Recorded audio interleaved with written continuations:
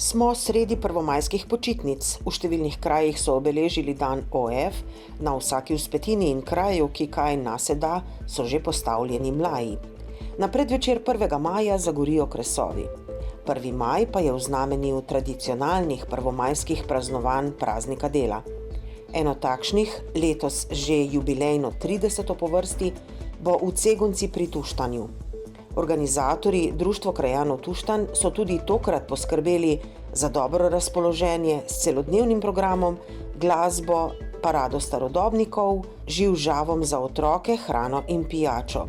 Prireditev je namenjena tudi razmisleku, kako pomembna je danes obramba delavskih pravic, ki jim je ta praznik 1. maj namenjen. Letos že jubilejno 30. leto je velika prireditev, vse slovenska. Pri nas k nam prihajajo iz celotne Slovenije, iz Prekmurja, tudi iz našega lepa Primorja. Tako da smo veseli vsakega, ki nas obišče.